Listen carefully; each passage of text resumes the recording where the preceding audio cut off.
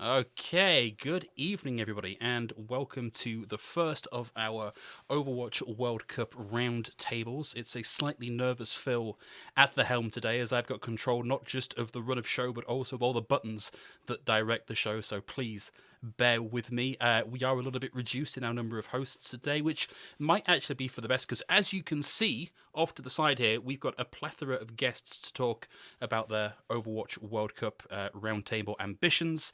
So, everybody, welcome to the show. Let's just do a bit of a rundown and an intro before we really get into the meat of this. So, Reda, if you'd like to introduce yourself, we'll go from there.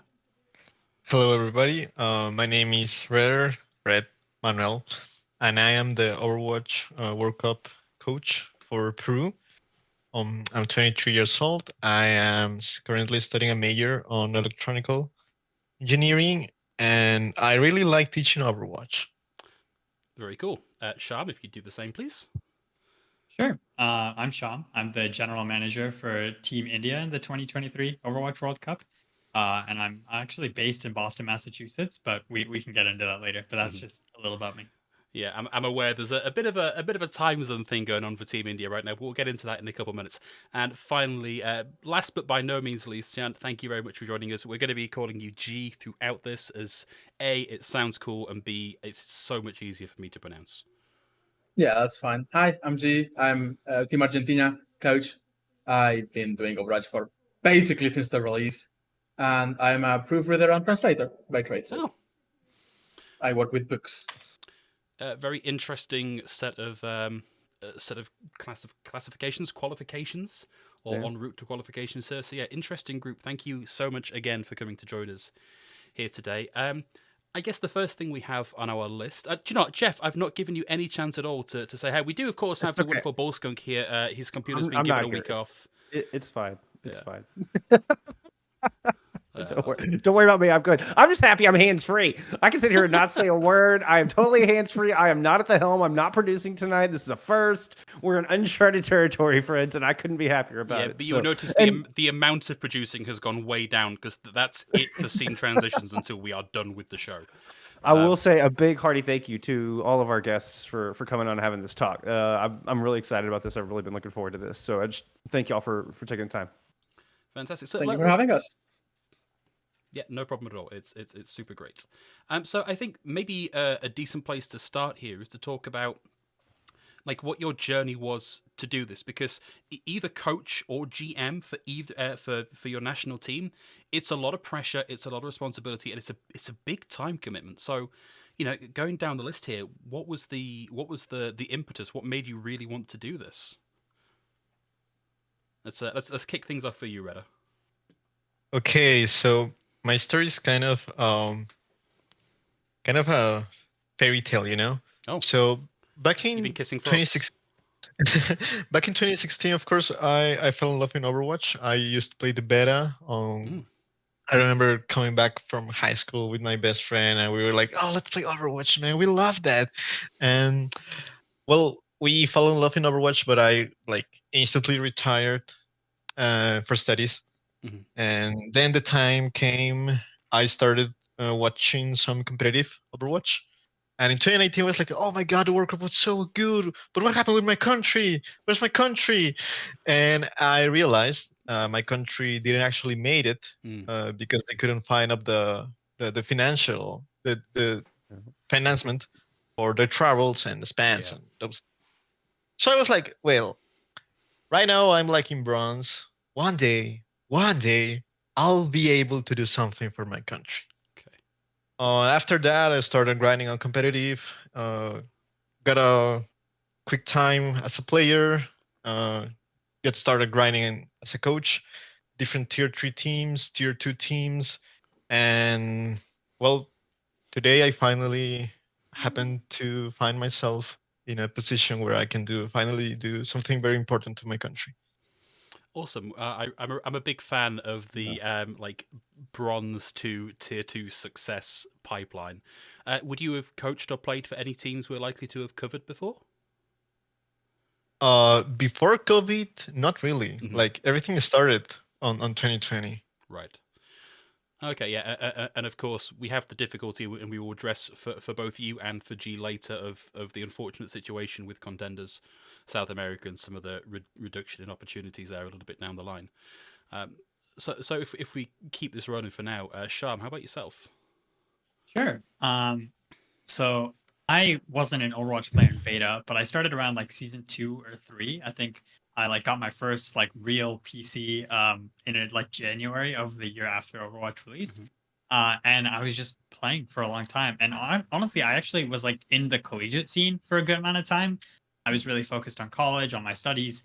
And when I graduated college, I was like, well, I still really like Overwatch, but obviously I can't like compete or do anything in collegiate anymore. So a couple of buddies of mine from my college were like, hey, we're starting an open division team, like come through. They picked up a coach. And then I was just like, yeah, I'll be an analyst for this team. That sounds fun. And that was right around the time that like the workshop had been introduced and like scrim codes were really big. And I was like, wow, yeah, data is like really fun to work with. And Overwatch data is really fun to work with too. So that's kind of how I got my start in like the contenders scene in general. I got picked up like 3 months after that ODE team because no one else was really doing anything with Scrim workshop codes. So I would show people like my spreadsheets and all of that, and they were like, who does this? And then it even got to like I would talk to like some Overwatch League people, and they were like, yeah, even we don't like track this much stuff. And I was like, okay, so I must be doing something right. And that kind of just snowballed. I took a little bit of a break into like last year from the competitive scene, just because I was focusing on like my real life stuff. But as it is, I love this game, so I got kind of sucked back in. And most recently, I was working in NA Contenders again, and we missed out on like the final like top 8 qualifiers by like 1 map, and I was like, oh man, that really sucks. But then the World Cup applications came out, and I was like, like this is really like in line with what I care about, what I want to do. So I talked with Natter, who's the coach now, and I was like, hey Natter, I think we might have a good shot of getting on the team just based off our experience and based off of like what we really care about. So why don't you go for coach and I'll go for GM, and we'll see what lands us like where. And luckily, the dream came true and we ended up in those positions. So I'm just thrilled to be here. Yeah, I'm right thinking, like, I think most of what I see from you on Twitter, at the very least, is around your stats reports. Do you want to talk a little bit about what that is? Sure. So that was kind of a side project while I was coaching in Tier 2, build a personal brand, but also I just found it so interesting and I just loved it. So when it kind of something tickles the brain, you like just go all in with it. Yeah. So I would take like the Overwatch League Stats Lab data export, and they make that data publicly available. And then I would take it and I'd modify it, because as a coach first, I was like, there's some stuff that's displayed on the website, but there's more stuff that I want to dive into. So why don't I just find what I'm interested in and then like publish it and see if other people are also interested in it. So that was like the main onus for doing it. And then people started to like seem to also enjoy it. So I just continued down that path and kept publishing dashboards. So yeah, I mean, shameless plug, there may be more stuff coming down from me in terms of the stat stuff, but yeah, that's the general overview. And just in case it wasn't clear at the start of the broadcast, if at any point you want to plug anything, we are like entirely open to it. Like, even if it's just like, I do paintings of people's dogs in charcoal, here's where you can find them. Just go for it, totally. And so again, like, you've had the unfortunate position here of being like at the end of my list of 3 guests here, but just as eager to hear your responses as everybody else. Before anything else, can I plug Map 5 podcast? That's follow Map 5. Oh, you're too Subscribe. kind. Give a like. Okay, so I actually started playing like 2016 too. I wasn't part of the beta either. I was just a kid with a notebook who played like bedside. Notebook? Yeah, on a notebook. I Wow. started playing on a notebook. And I really liked the game, but I didn't get into the actual competitive scene until a couple of years later. I participated in one of the GGNA peasant, just like mixed random ranks together. Oh. And I got to play with Yidle, like way back when I was like in that. And we won. So I was like, this is fun. I ought to check back, because I was doing GGNA broadcast back in there. There's a chance I covered some of your games. Same. There you go. I was going by like Argentine back then. Right. And it was impossible for the casters to pronounce, which was hilarious. Yeah, I'm sure I messed it up. Yeah. If I did. But basically, we won, and I was like, "This is actually really fun," and I got really into the competitive scene. Eventually, I actually got like an actual PC, and I started just practicing, and I got like all the way to trials, South America, which is pretty good considering my mechanics are not like great by any means, but I've got like a big brain. So eventually, I was like, "Okay, I'm way too old at this point to improve mechanically. I'm just gonna make the swap to coach." And I was doing pretty well, and I like coaching. Like, studying the game is like the most fun part of the game for me. Like the comms, the strategies, it's just fun. I think it's really interesting that we've got a group here for whom, like, yeah, yes, we love the game, like the mechanics, the actual gameplay is fun, but like, actually, what we really like is thinking about the game. Like, give me the stats, give me the high level understanding, give me the coaching theory, and I wonder if that is maybe a signifier of like the kind of person who then takes the step to become a coach or a GM for a national team is like, you've got to be that kind of you couldn't be like a pro player and do it because you have a different drive entirely. Do you think that's fair? Yeah, I would definitely think like you can still be like a pro player and do it, of course, and just rely on your experience. But at least for me, like I like this part of the game more than actually playing the game, which may sound silly, but I just do. No, we spend a lot of time watching tape. I know exactly what you mean. So I guess maybe now is a reasonable time. An apology, Shyam, you might find yourself cut out a little bit from this part of the conversation. To talk about a bit of an elephant in the room here, which is for people, G and Redda like yourselves, who have this big competitive drive, who want to do the best you can for your country, for your team, and just play the game you love. It's got to feel a little rough having the contenders region taking away from you, and that's bound to have had an impact on the talent level within your countries, within the region. Like how sharply do you think that loss was been felt by the South American community? It was really big, at least in Argentina. Like that is actually one of the reasons why I got so into coaching. Like number one, yeah, I wasn't doing that great, but I was like, okay, I can still probably play in some team. But then contenders was getting cut, so I was like, I'm just going full on coaching, and I'm gonna just coach in a night, and it worked. So, but it's the community has suffered a lot, at least in Argentina. Like, it's basically just running off of people who just love the game and love the community, and they are doing everything they can to keep it alive. But it's like maybe 200 to 300 people in the competitive scene. It's not like a big community by any means, and it's like everyone knows everyone at this point, because it's like whenever we host a tournament, whenever the Argentina scene has like or a Latin America scene, it's like always the same people reaching the top, playing, getting involved, casting. Same group of people who just are passionate for the game. I think that's a really interesting point of like stuff that you guys have done in the community to keep competitive stuff going. Like, do you run a lot of tournaments, of grassroots events, that kind of thing? Is there a lot to do?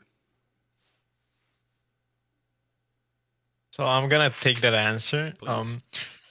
First of all, I think Mr. G here is being pretty humble because, like, so what I know, okay, yes, since we like kind of lost contenders, community has been like in shambles, pretty separate.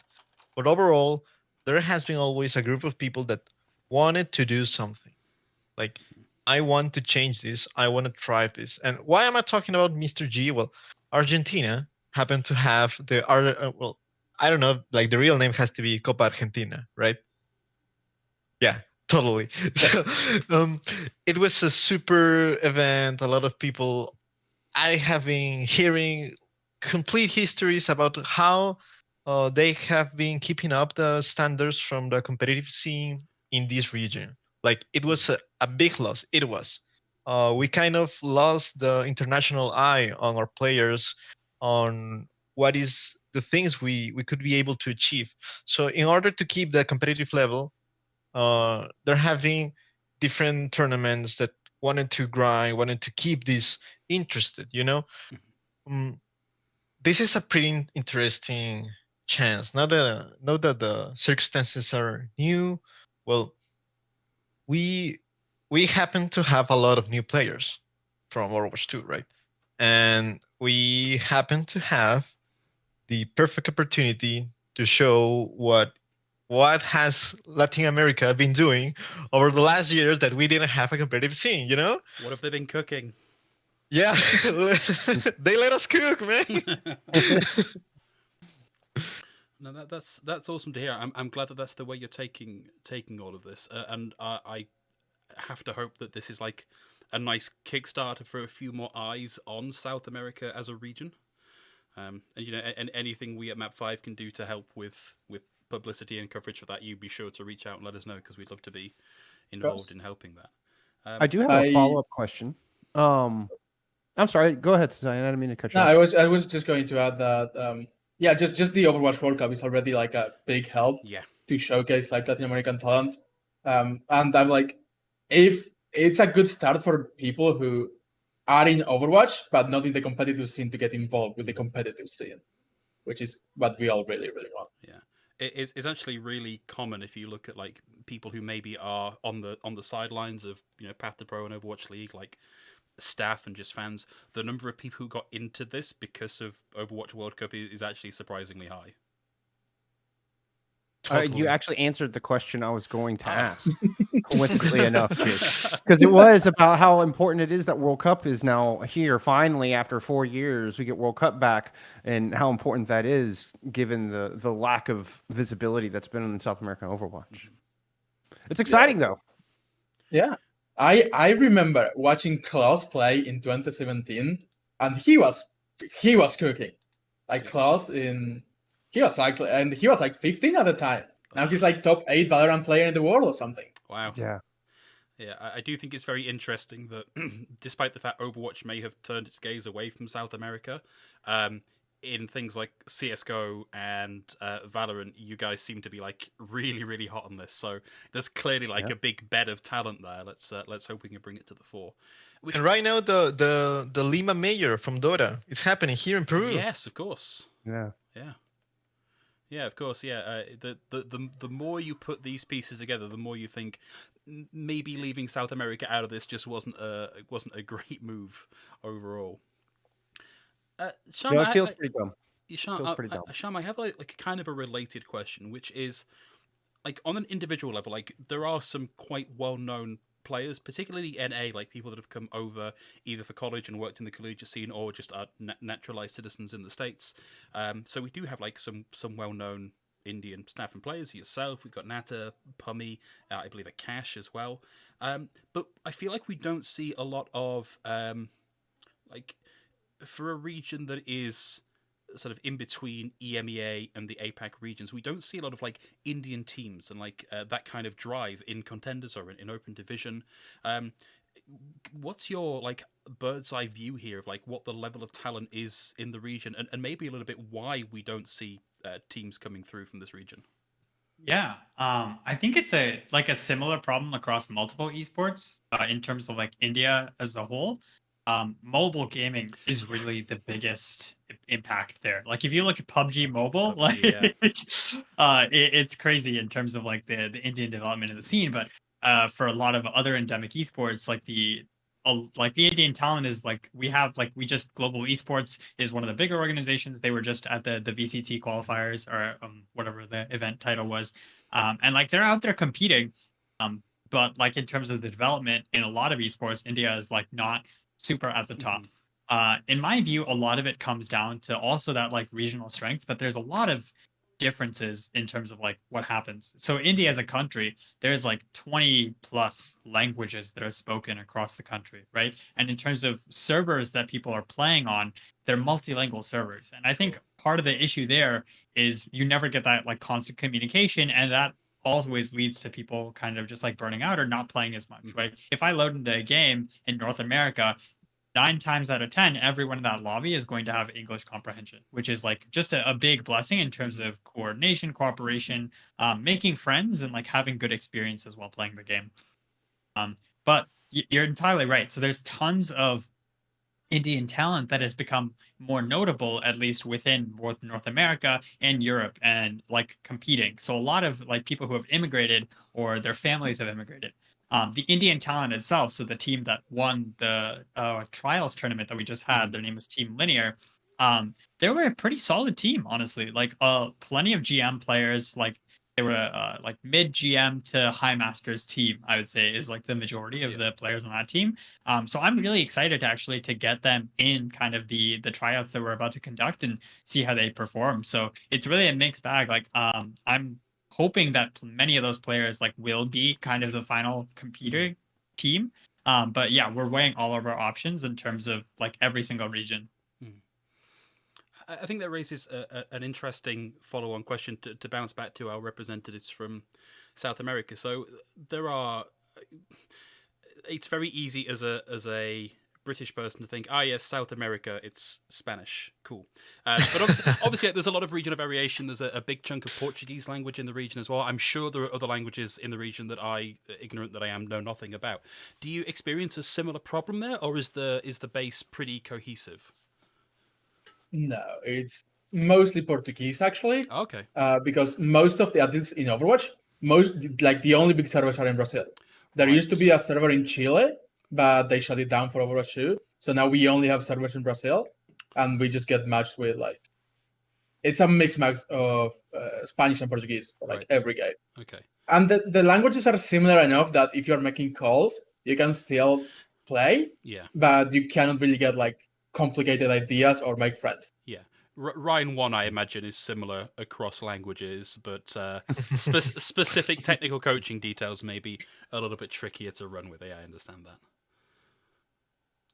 Okay. For example, what I could add over that is that there has been players that they sometimes they get connected to the NA servers and they kind of practice their English. Mm-hmm. And then they go back to the South America server and they have to they assume everybody can be either speaking Spanish or English, and they find out that it's Portuguese. Yeah. And I actually find the opposite.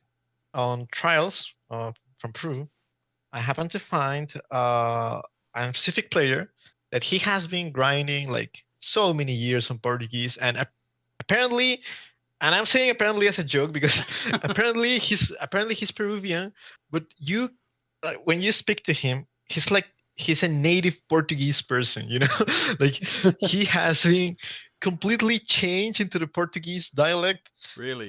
It's kind of funny, how he struggles to talk in Spanish. That's impressive. As if Overwatch wasn't causing enough problems for people's personal lives. Here we go. It's messing with language comprehension too. Never expected that to be a problem. So is the Peruvian team communicating mostly in Portuguese or in Spanish? No. It's mostly Spanish. I'm just saying that there are some players that really I had to ask dude, are you from Brazil or right? Or are you truly from Peru? Give me that passport. Show me where you're from. Yeah. Hey, Rhine is the same in all languages. I think that one's it is. No, it is. Rhine is the same, but for example, fall back is not the same. Yeah, true. Yeah. I wonder, has the ping system made any of that easier? Do you think, just generally in the region? From my experience, yes, but it doesn't help with team play. It just patches up some problems for competitive. But if you still want to create actual team play and cohesion, it can definitely help team play, but you still want to be able to communicate to your teammates effectively, at least in a way they can understand. It's not a replacement. No. Yeah, if you're a laddering player, you're pretty happy about this. A lot of people in regular competitive games are here, where's here, man? There's a lot of here's everywhere in the map. My buddy always says behind. I'm behind you is not behind me. Yes. That's, I don't know what behind means. I will say we are currently getting a lot of love for Peru in the chat for the live stream. So you've clearly got an active player base out here to support you today, Reda. I really appreciate we have a community that really wanted this opportunity to come over. and there's a lot of people that are just really hungry to show everybody else what we have been cooking. It's awesome to see. It's Yeah. awesome to see. I love to see the support. So we've kind of touched a little bit on some of the difficulties that languages and lack of opportunity for the regions has put on your respective countries in terms of the Overwatch World Cup. We've not really spoken about like what the biggest strengths are for your region. So I'd be interested to hear like what you think. From this time out in the wilderness, is the biggest opportunity, the biggest strength for your individual teams. And Shyam, we've kind of sidelined you here for a couple of minutes while we talk about South American stuff. If you wanna weigh in with a bit about Team India, we'd love to hear it. Yeah, I think because there are so many like Indian immigrants in many different parts of the world, and they've had experiences in so many different regions too. Like, I think the team that we end up building will definitely be mixed regionally, and they'll have a lot of really strong experiences from different locales. So it'll be that combination of like players from India, players from EU, players from NA, and I think that's actually going to definitely be a strength. The weakness that comes with that obviously is the ping difference, but the good news about India as well is that there's no technically official language. So Hindi and English are both spoken pretty actively by most of the population. So I don't foresee us having like difficulties communicating even like cross regionally, which usually like a mixed region team might have those issues. So I think we have a lot of strengths to play into kind of in that. I think it's really interesting. I'd never really stopped to consider, despite the fact that I know both yourself and Nata are based in NA, that it would be like a diaspora team. I'd sort of anticipated seeing, a team based in India competing in that region. How many players do you expect? Obviously, this is almost impossible to predict before you've done trials. Like, what's your expectation on the balance of players from continental India and the larger diaspora? Yeah, a really hard question to answer without the tryouts. And I think honestly, like Nader and I are pretty aligned in just picking the strongest players that we can possibly. I want to make a lot of considerations too, and we're also very strong in making the most considerations for like the Indian region, because we want the players who are currently in India to have a lot of that preference too, just in terms of competition. So like all of the tryouts that we're holding are in Indian Standard Time. And it's kind of like, if you're in another region, this is still Team India. And like, I'm in that other region too, right? So I'm in that same boat, and I'm going to wake up at 6 a.m. and we're going to host those trials, right? So that's kind of the difficulty of it. But we're trying to give as many opportunities as possible to like everyone who is currently in India. We spoke about this when we were organizing you coming on this podcast. You have quite the gap of time zones to consider here, don't you? What's that currently working out to be? Yeah, so Natter's on the West Coast in California. So our meetings that we currently have for our like Indian committee, it'll be like 9 p.m. PST for him. It'll be like midnight for me, and it'll be like 10:30 a.m. for our Shine, who's our social lead in India. So it's really just running the full gamut of a time zone. That almost feels like it works out, like, a couple of hours further along where like it's 3 a.m. for you, but fine for Natter and fine for everybody else. Yeah, you like might have just managed that. Yeah. And I thought just West Coast to East Coast was bad, but then that's the shorter, that's the easier of the three that you're trying to marry. Oh man, that's tough. And how about our representatives from South America here? Like, what do you feel your strengths are for your respective countries, or for the region generally, if you'd rather think about it in those terms? I'm gonna stick with the answer I just gave a couple of minutes ago. We just happened to be out of the map for quite some time, and trust me, there are lots of people that really have been grinding up, of course, in different regions, on different, I don't know, tournaments, categories, tiers. Doesn't really matter. Like, they just wanted to keep the fire up, and that is the biggest strength, I guess. We wanna prove everyone wrong about prove Blizzard wrong, Like, I remember we had a little meeting with different coaches. Well, not only coaches, from different staff from South America. You were there, Mr. G, right? So we were like discussing, like, so if any of us make it like a deep run, or actually winning the whole tournament.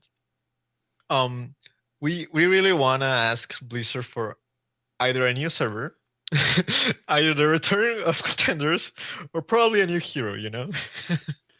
Yeah, it's about time we had another South American hero. We've got Yeah. a couple in the pipeline. Let's hope that it's on the way, right? Although I feel like contenders and another server in the region might be a more sensible ask. I guess you'll take what you can get from Blizzard at this point. Definitely. Yeah, we'll take what you get. I do want to add to that and no offense to anyone else, of course, but people in Latin America are very, very passionate. Like Totally. we invest a lot into the things we love, and you'll see people just grinding, and well, we've kept the entire community alive just out of passion and love. I think that's like a big advantage that other regions. They will, of course, still love the game and leave the game. I'm not saying they don't, but Latin America and Brazil is like really big on the things we love. Yeah, so I come from a footballing nation. I am fully aware of just what South American fans can be like for football. So I can believe it. I can see a situation where say Peru's the team that makes the deep run up into the quarterfinals. It becomes the South. I picked one at random. It could be any South American country. Just be glad I picked one of the two that we have on the podcast today. I can see the cheering section becoming that entire continent just because they are the South American team moving forward. I fully believe that. Yeah, totally. It's like everybody on the continent is ready to pick the jersey that takes on the high place. Everyone, go all in, man. I think that's They actually. don't even need to know what's going on. They'll still cheer it on. Yeah. Even if, for example, I don't know. So Brazil speaks Portuguese, right? And we probably are not going to be understanding most of the stuff they have been talking. But if they happen to find success, we'll be there. Yeah. Trust me. Fantastic. That's awesome. Love to hear it. Yeah. I think that actually opens it up to a really nice follow-on question here, which is, and we have kind of already spoken about what this has meant for South American teams in general. But have you heard a lot of feedback from players within that country, within your country, as to like how excited they are, how hungry they are for opportunities? And I don't just mean like the contenders level players. Have you had like a bigger view of the player base in general and how they feel about the upcoming event? I'll go here. There we go. It's difficult because I cannot see him, so I don't actually know if he's just waiting I to see. talk. You can't tell. You can't tell if Fred is there with his hand up, ready to go for the next question. Yeah. I've noticed a lot of excitement on the people who are still part of the community and people who are like following on Twitter and all of that. But we haven't gotten, at least in Argentina, like a lot of repercussion at the casual level. All of the players who like are involved in the scene or even know about like the competitive scene are really excited on that, like super invested. But we haven't yet gotten to that massive audience of just the casual players. And we've tried to. We're definitely trying to promote it to that group of people. It's just a lot more difficult to actually reach to them. Well, hopefully you'll have a lot more once this is all done. I know it was Completely agree. World Cup is what got me into competitive Overwatch. So I would imagine that the release of the World Cup skins that I think is in like a couple of weeks, that might help to start to generate a bit of buzz around it, particularly if that's coupled with things like the change in the loading screen to the statues for the Overwatch World Cup and just it's like some more in-app information about what to expect. I think that could really start to kick things along on that. Yeah, definitely. Yeah, I think like the in-app stuff will be like the big hit. Yeah, I guess there's a lot of thought to be done by specifically the social lead as to how you convert that to actual engagement. And that's exactly kind of what I was about to ask Shyam about is just being in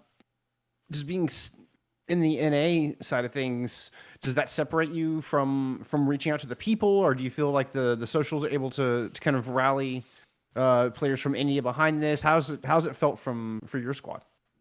Yeah, I mean, I think that's where our social lead Shine has been really cool, just to work with, because he is one of like the more passionate Indian like content creators when it comes to Overwatch.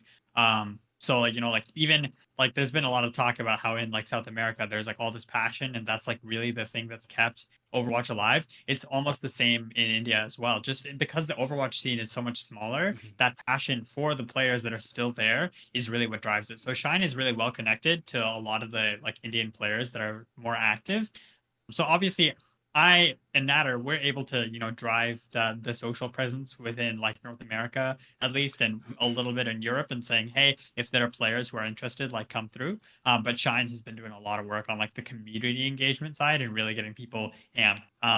It's also very simple, honestly, to get like Indian participants to root for India. Like it's a country that's very nationalistic in terms of like they love that national pride aspect. So it's like if there's anything that we can say like go India, like someone is there.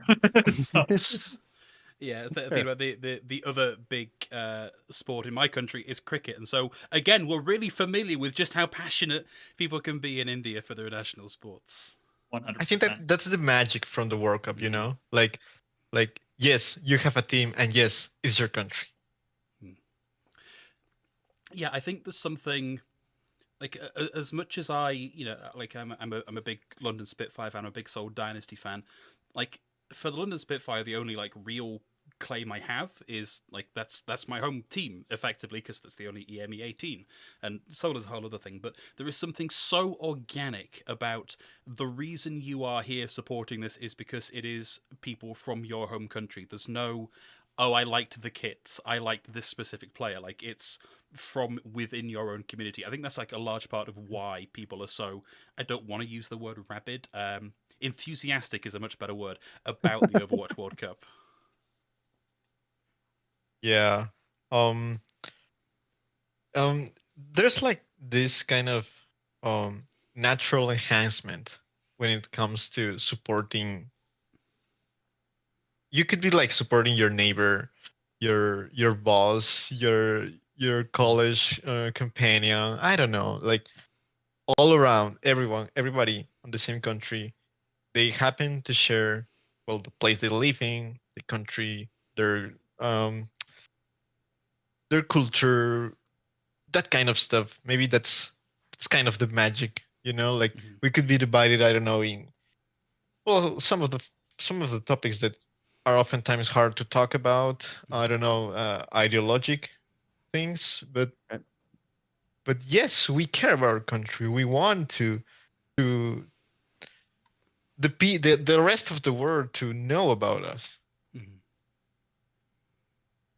And see your fellow neighbors succeed. Yeah. I think it's so important. And you keep using the word magic, and I think that is the best word for it. There's just a magic to World Cup that's unmatched. Yeah, I think the other aspect of it is that we have been starved for this kind of international competition. For sure. Like with the exception of things like Pacific Showdown that's just happened, it's been a long time really since there was anything inter-regional like of substance here.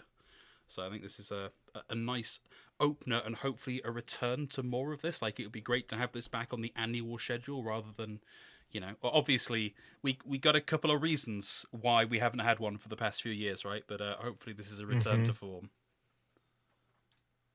And remind everyone it truly is a global game. Yeah. Yeah. That's also a big reason why we want to see it succeed, whether it be like us or anyone else. Like I want to keep watching the Overwatch World Cup in the future. Yeah.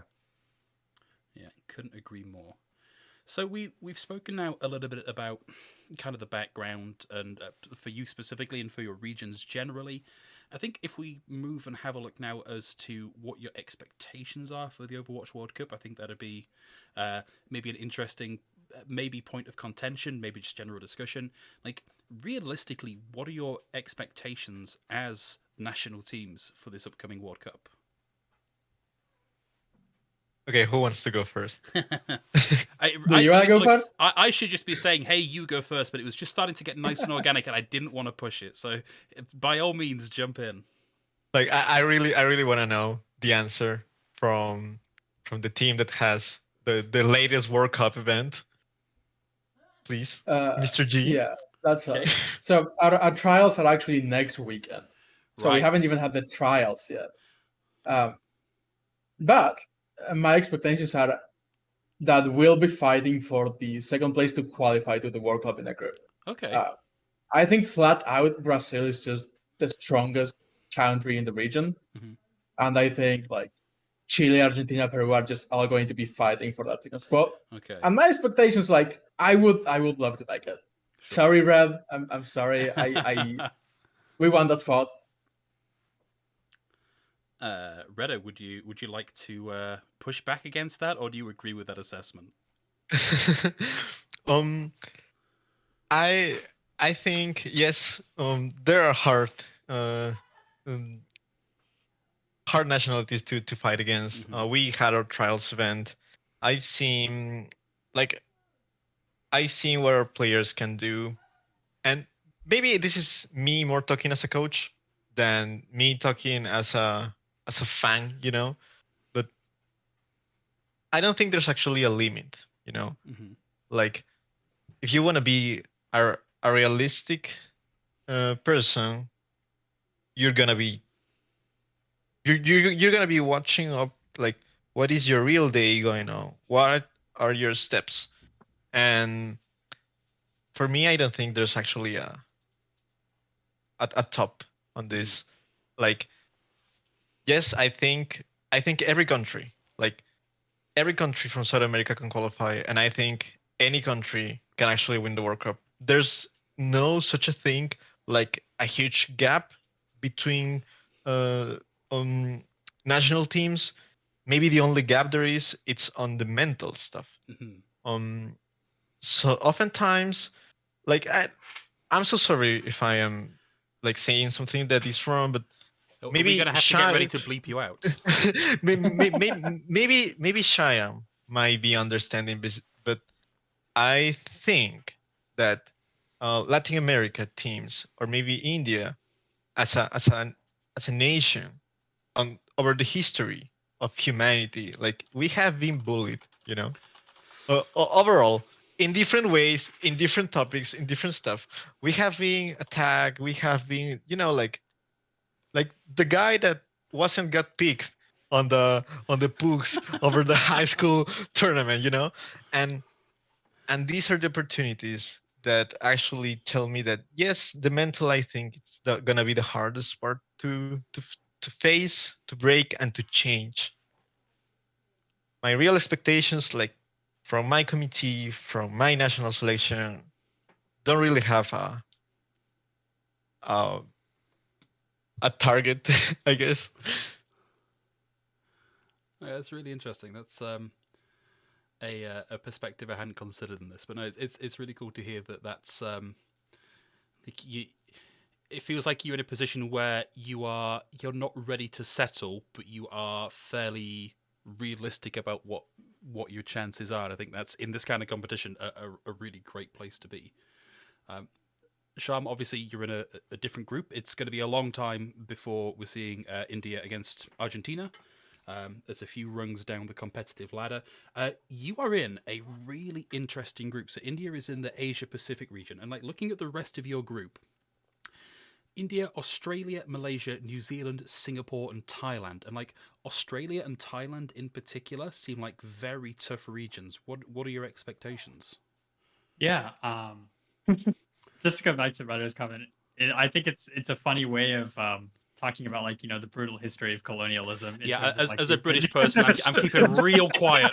He's just listening. It's just a little bit of bullying, like just a little. But no, yeah, I mean, in terms of regional strength, it's a tough group. But honestly, I think that we're going to be pretty tough competition for all of the teams in our group. I think Thailand lost Patafan, so like no shade to Thailand, but what are y'all gonna do against us? I have no idea. Like, let's find friendly banter, but we'll see what happens. But I think we're more focused on I mean, just the online qualifiers in general. But Australia definitely very strong, especially with their own contenders region. Has been doing a lot of stuff. So I'm definitely a little bit scared of Australia, but I think if we are able to kind of organize like the most optimal roster that we have a couple tricks up our sleeve, and I think Australia is even beatable. So I think there's no team in our group specifically that isn't beatable. I might disagree a little bit. I don't think South Korea is beatable. So if we make it to the LAN stage, I think our expectations, we are extremely happy. We're very proud of what we've achieved, and then we're going to enjoy our nice vacation. So yeah, I think that's maybe harking back to the conversation about Brazil being the team to beat in the region. Maybe for everybody else in the competition, it's a battle to see who loses to Korea in the grand finals. Yeah. Maybe. Historic. You don't grand know. finals. Grand finals. Hey, listen, if we make it to the grand finals, I'll be more than happy. Hey, yeah. Yeah. Steak I'm dinners for excited. everybody. We've spoken then about like what your sense of the region is. Is there another team, another country that you're particularly looking forward to going up against? Maybe you've got something to prove. Maybe it's just the UK for everybody here. It certainly seems like it might be. Anybody you'd like to you'd like to beat? France. I- no, I'm France. I have an answer for that. Yes, I would love to see Mr. Shyam kicking off the Australia, but please, if you like give me a taste to Australia, I'll be pretty happy to. Why? Because I got a chance to work there on tier 2 with Australia region. And yes, I want to take my revenge. I want to prove them that yes, you know, I came back to my region and I want to beat Australia. And yes, I want to beat the UK too. I think, knowing what I know about the UK scene, you've not got a terrible chance. Like it's a pretty good odds, I think, this year. I don't think we're going to be a powerhouse region. So best of luck. Actually, one of my favorite players was Fusions Mm. from Team UK. Of course, the 2018, right? 2018 World Cup from him was probably his best. Yeah. I still have his jersey. Like, I've been a huge fan, not only on the UK players, basically, specifically on Fusions. So yes, maybe that's the reason that I wanna fight the UK. Okay. Yeah, interesting. Yeah, it's. I often feel like Fusions wasn't really utilized as well as he could have been in the Overwatch League. I think he had a lot more to give. It's a shame that we didn't see a little more from him, but at least he's still got loyal fans. Definitely. I think at least on from like our side, I really want to. I mean, I'm excited for the Singapore match in groups against John Galt. I think Yeah. that'll be a really, really fun match. Mr. Gold. But more broadly, I mean, when we make it to LAN, I'm very like player development focused. So honestly, like the best match is one against really good players, and notable players, honestly, because I think for my team specifically, there's a lot of national pride that's going into the competition, but a lot of also like they want to be there because they want to compete.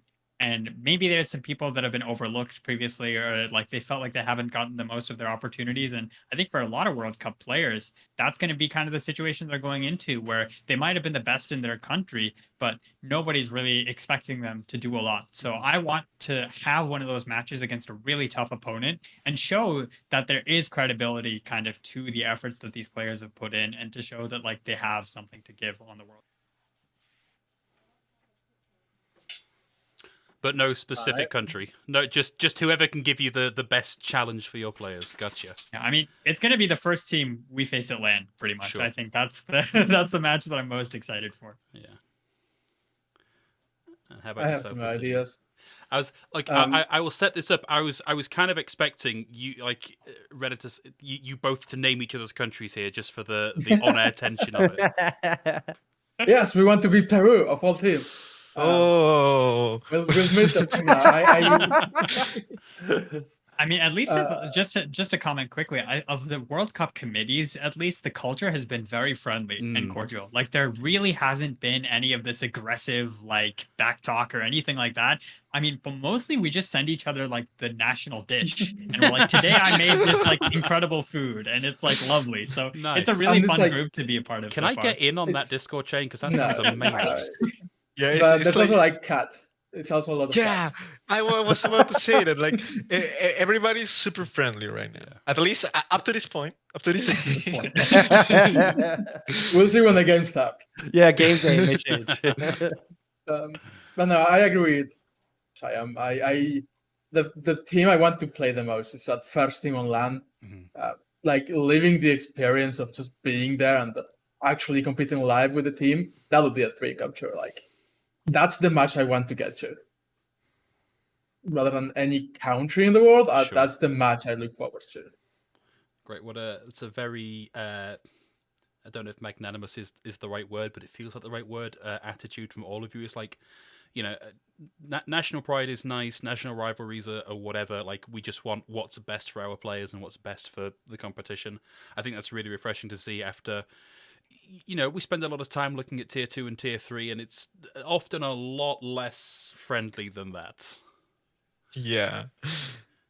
I will just say you have been reprimanded in chat by Spongy from Team Norway for leaking the group chat, so expect some reprimands there.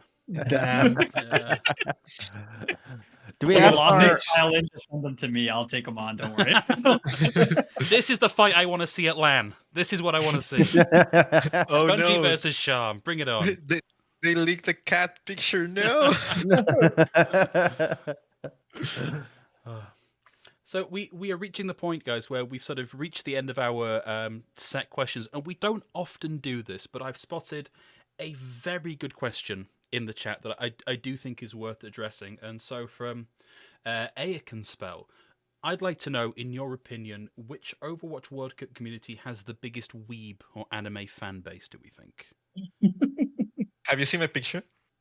In fairness, that is a gaming cosplay. It has a manga.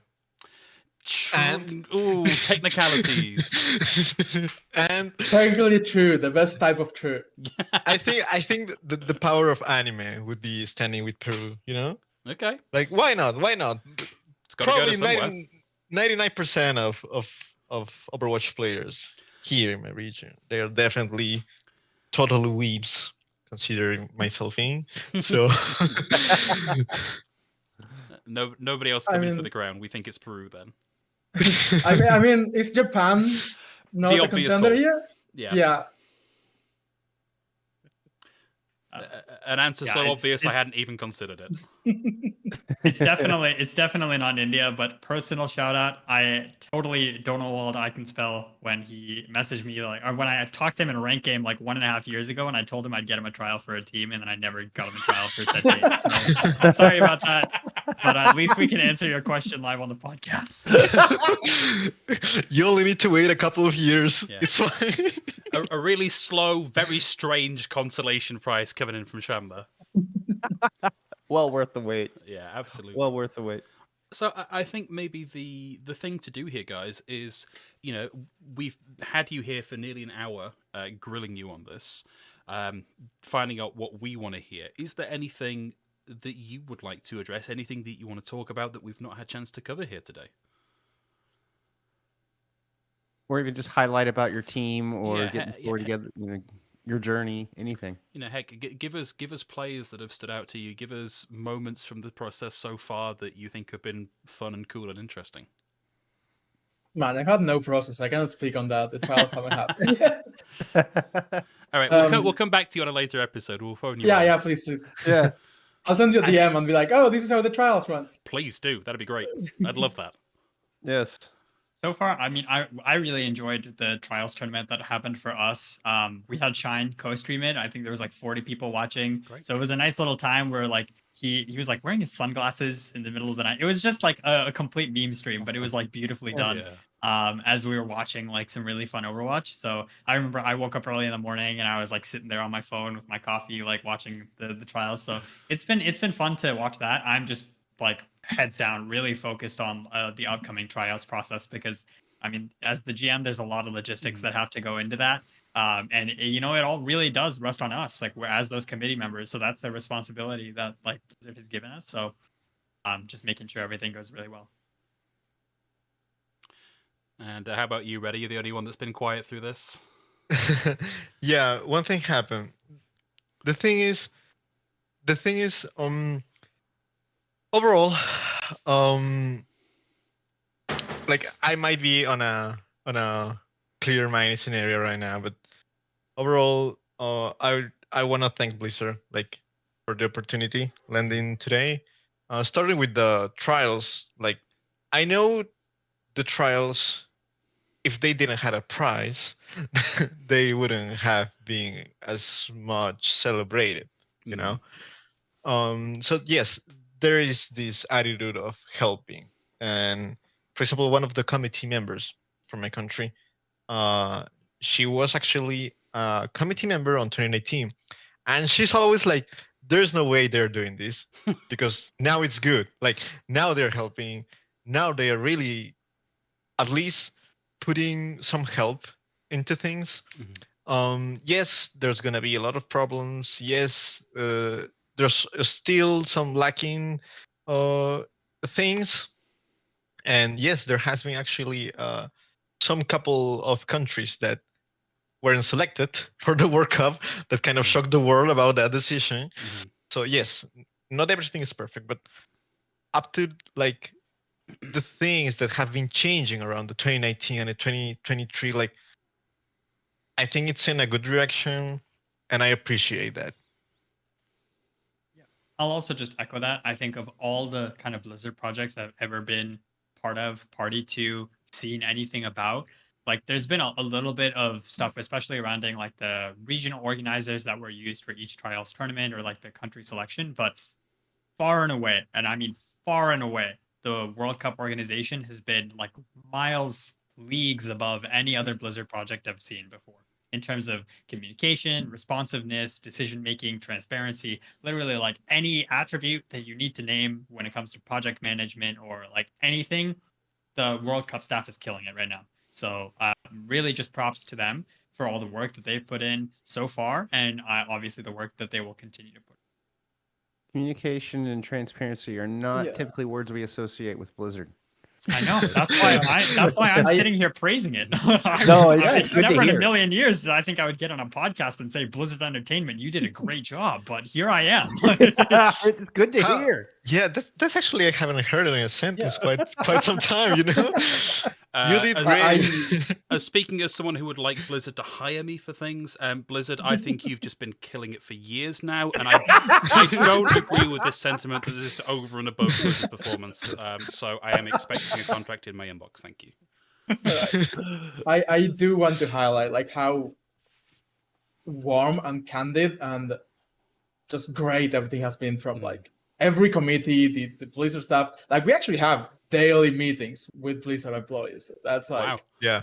Yeah. Wow. On different times on the same day. Yeah, it's been a really great process, and they're truly doing everything so that it's as smooth as it can be. It's genuinely good to hear because this deserves that level of attention and respect and care, and so it's good to hear that they're not phoning it in and that they're really putting the work in to make it the best it can be. Like that's awesome. That is the best news I could have heard from y'all today. Well, I think as we just passed the hour mark, unless anybody else has anything else that they really want to dive into, that feels to me to be a very nice place to leave this. So I think maybe the thing to do here is if you want to give a bit of a rundown on where people can find each of you. Let's go back to the left to right here. Redder, where can people find you? Obviously, we've got all of the individual team Twitters and contact details and stuff in the show notes today, so you can go and find all of those. That's no problem. But on a personal level, where can people find you? Like personal level, you mean like any channels or We're where I am right now? Twitter, streaming. Don't give your home address. We will edit that from the podcast. But like Twitter, streams. Where can people find out more about you and the process for your team? Okay, so yes, you can. You're free. Feel free to talk to me on Twitter. It's probably the social where I'm most of the time. But if you really want to know like what's going on Peru, just join the Discord. Trust me, the committee is doing everything we can to every information, every communication, totally well addressed. Yes, probably on Discord, but I have this tendency of not answering. So I am just looking at the chat now. We have from Mr. Plox X Manual Responde Discord. Limited foreign languages. My guess is that is a prompt to look at your DMs. Yeah. It is. So yeah, if you want to follow me, let's call it specifically, tag me like 3 or 4 times on the Discord server of Peru, and I'll be answering you. Maybe after the 5th time, but yes, I'll be there. Okay, good to hear it. And Shyam, how about yourself? Yeah, my Twitter is usually where I post most of like my personal kind of updates related to Overwatch. So Twitter, Shyam OW right there. The Team India Twitter is also going to be pretty active. Coming up, we are about to actually post within the next couple of days an announcement for volunteers. So we'll have a couple of volunteer positions open. Don't need to be Indian to apply to any of those. So we just need people. So that announcement is going to go out pretty shortly on our Twitter, but also our community Discord, which will be linked. We'll post all of our announcements there as well, and we're building that burgeoning community of people who really care about Indian Overwatch. So yeah. And last, but again by no means least, Mr. G, where can people find you and your team? Well, if you want to find a team, you can just join our Discord or follow the Twitter. That's where most of the stuff is going through. If you want to find me, you can. I'm not much of a social media, so if you follow my Twitter, I post like once a millennia. And here is also where I would usually plug my Twitch, which is, by the way, Xyan OW underscore. But I haven't been streaming a couple months because I've been so invested in coaching. Like I'm coaching a top tier OD team, and I'm like fully invested. But at some point, I will return to streaming that. I do also want to shout out everyone from like the Argentina Overwatch community. So let me go through like 5 names real quick: PT, Poppy, Jit, and then my former community members Ivan and Nacho, just killing it. Fantastic news. Well, again, thank you all so much for being here today. It's been genuinely a real pleasure to hear about the Overwatch World Cup process for each of you. We look forward to seeing what your respective teams can do. I'm gonna be glued to the screen waiting for those. For everybody else watching, thank you again for joining us. Pleasure as always to have you with us. I'm noticing we do have a lot of viewers in from Peru where we wouldn't normally. Keep tuning in. We'd love that. I promise you the episodes are good even when we don't have your committee members on the program. Trust us on this. Thank you, Jeff, for joining us back in at the last minute. It was going to be myself and Ocean. Jeff had the evening off and he's been dragged kicking and screaming back onto the broadcast today. And I love being here. yeah, we know, Jeff. We know. Look at all the effort that's gone into everything else around here. It's very clear you're here for the long haul. I've been Big Hungry Phil, and thank you again so much for joining us. We'll be back next week, and hopefully again soon with another Overwatch World Cup roundtable. We have plenty more committee members lined up to come and talk to us. So tune in for more action the next time you see a tweet from us about going live. Thanks, everybody. Thank you so much. See you. Adios. Bye bye.